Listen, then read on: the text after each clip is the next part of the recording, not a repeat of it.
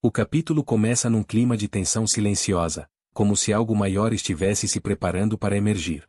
No consultório da chacrinha, Angélico entra com passos cuidadosos, quase medidos. Ele observa cada detalhe, a mesa impecavelmente organizada de José Maria, a prancheta alinhada, a luz fria que atravessa a janela e ilumina a sala de forma quase clínica. Tudo ali parece rígido, disciplinado, e opaco demais para alguém que tenta arrancar uma informação. Angélico se senta lentamente, tentando parecer casual, mas a inquietação está ali, apertando o peito. José Maria observa por cima dos óculos, com aquele olhar profissional que não revela nada além do básico.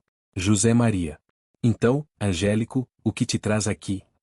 A pergunta vem suave, mas firme.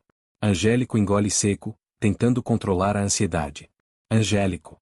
Eu queria saber sobre os remédios. Aqueles que o pessoal daqui anda tomando. Só para entender melhor o que estão usando, sabe? José Maria fecha o semblante. É quase imperceptível, mas suficiente para Angélico perceber que tocou num ponto delicado. O médico se ajeita na cadeira, como quem escolhe cada palavra com precisão cirúrgica. José Maria. Essas informações não podem ser divulgadas. Você sabe disso. A frase é curta, direta. Um bloqueio absoluto. Angélico insiste, muda o tom, tenta parecer mais despreocupado. Angélico. É que, tem falatório por aí. E eu fico preocupado. Só queria saber se tá tudo certo. José Maria mantém um olhar firme, sem ceder. José Maria. Não posso comentar. Se tiver qualquer dúvida, procure os responsáveis pela fundação. E essa é a linha final. Ele encerra o assunto com a autoridade de quem não permitirá mais nenhuma brecha. Angélico percebe que não vai conseguir nada ali. E a frustração cresce, silenciosa, dura. Enquanto isso, do lado de fora, o clima é completamente outro, quente, pulsante, cheio de ameaça velada. Bagdá está encostado numa caminhonete velha, cercado por seus homens, quando Jorginho se aproxima. Ele não chega com medo, mas com urgência. O rosto está tenso, marcado pelo desespero de um pai tentando proteger a filha, agora, também Raul. Jorginho. Bagdá, a gente precisa conversar. Bagdá ergue o olhar devagar, com aquele sorriso cínico, frio. Bagdá. Sobre o quê? Jorginho. Raul. Deixa o rapaz andar livre aqui na chacrinha. Para com essas ameaças. Bagdá franze a testa, irritado pelo tom de imposição. Os homens ao redor se aproximam um pouco mais, criando uma aura de intimidação. Bagdá. Tá querendo me dar ordem agora, Jorginho? Mas Jorginho sustenta o olhar. Não recua um centímetro. A tensão cresce. O ar parece se comprimir. Bagdá solta um riso curto, nervoso, mas há algo por trás. A pressão está funcionando. Ele sente que Jorginho não vai recuar. E isso o incomoda profundamente. Mais tarde, Joelle descobre o gesto do pai. Ele queria livrar Raul das ameaças, mas para ela, isso não suaviza nada. Ela se vira bruscamente, irritada, quando escuta o que Jorginho fez. Joelle. Você não tinha que se meter nisso. A voz dela sai dura, magoada. Jorginho tenta explicar. Jorginho. Eu só queria ajudar você. Ajudar o Raul. Eu não quero ver vocês sofrendo. Mas Joelle levanta a mão, interrompendo. Joelle. Você não sabe de nada da minha vida. Nunca soube. A expressão dele quebra, mas ela já vira as costas. A hostilidade está ali, firme, dolorida, como uma muralha que ele não consegue atravessar. Do outro lado da cidade, Viviane está saindo de um prédio quando Leonardo se aproxima. Ele parece cansado, quase abatido, como se carregasse noites mal dormidas, pensamentos pesados demais. Viviane percebe. Ela tenta manter a neutralidade, mas a preocupação transparece. Viviane. Você tá bem, Leonardo? Ele hesita antes de responder. É como se todas as emoções se acumulassem na garganta. Leonardo. Eu precisava falar com alguém. E achei que você poderia me ouvir. Viviane respira fundo. Ela sabe que existe algo entre os dois, não exatamente romance, mas uma conexão que surge nas entrelinhas, nas pausas longas, nos olhares que dizem mais do que deveriam. Eles conversam por alguns minutos. Ele fala pouco, mas o suficiente para deixar claro que está atormentado.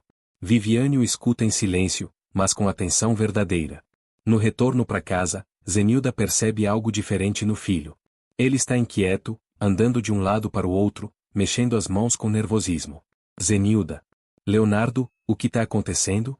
Eu tô vendo que você não tá bem. Ele tenta desviar, mas Zenilda o conhece profundamente. Leonardo. É só cansaço, mãe. Zenilda. Não é só isso. Você tá com o olhar perdido. Tá pensando demais. Ela se aproxima, segura o rosto dele com as mãos, num gesto materno que carrega amor e preocupação. Zenilda. Eu não quero te ver sofrendo assim. Ele desvia o olhar, engolindo uma angústia que não consegue nomear. Mas não responde. Em outro ponto da trama, Cláudia conversa com Diniz num ambiente discreto, quase escondido, longe de orelhas curiosas. Os dois falam baixo, como quem compartilha segredos perigosos. Cláudia. Eu vou voltar. Quando for a hora de desmascarar o Ferete e a Arminda.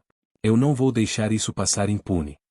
Diniz fica inquieto, ele sabe que esse plano é arriscado, e que Cláudia está se arriscando demais. Mas ela está determinada. Os olhos dela têm uma firmeza inabalável. Enquanto isso, João Rubens analisa anotações, documentos, listas de possíveis interessados na escultura As Três Graças. Ele segura a caneta por alguns segundos, como se estivesse refletindo profundamente antes de tomar uma decisão. Então, lentamente, ele escreve o nome. Ferete. A tinta escura sobre o papel parece carregar mais peso do que um simples registro. Ele sabe que incluir esse nome abre portas e riscos. Juquinha vive um momento de pura tensão ao conversar com Jairo. Eles falam sobre Lorena, mais especificamente, sobre o fato de ela ser filha de Ferete. Jairo observa o rapaz com atenção, percebendo a apreensão. Jairo. Tá com medo, é? Juquinha hesita, balança a cabeça. Juquinha. É, só complicado, né? Saber quem é o pai dela assim. Jairo concorda. É um assunto delicado, e o receio de Juquinha é evidente. Ele sabe que se envolver com Lorena significa inevitavelmente se aproximar da sombra de Ferete. Mais tarde, Lorena está com Leonardo. Eles caminham devagar, conversando com uma naturalidade rara para dois jovens que vêm de ambientes tão diferentes. Eles falam sobre paixões, não apenas amorosas, mas pessoais. Sobre o que gostam, o que os motiva, o que tem medo de perder. O clima muda suavemente quando Lorena toca no nome Viviane. Lorena. Eu queria conhecer ela. A Viviane. Leonardo se volta para a irmã, surpreso. Leonardo. Por quê? Lorena. Porque ela parece ser importante para você. E eu quero entender quem são as pessoas que mexem com o seu coração. Ele fica sem reação por alguns segundos. É uma confissão indireta, uma revelação discreta, mas cheia de significado. Mais tarde, quando Lorena finalmente conhece Viviane, o encontro é estranho. Lorena chega sorrindo, simpática, aberta. Viviane, porém, fica desconfiada. Para ela, aquela simpatia chega rápido demais, como se houvesse um propósito oculto. Viviane. Você veio, por quê, exatamente? Lorena. Porque você é importante pro Leonardo. Viviane sorri de leve, mas o olhar continua cauteloso. Ela não sabe se deve confiar, e isso cria uma tensão silenciosa, quase invisível, que atravessa a cena. E assim o capítulo termina, cada personagem carregando sua própria tensão, seu próprio medo, suas próprias intenções ocultas. Tudo se move, tudo se complica, e tudo está prestes a explodir.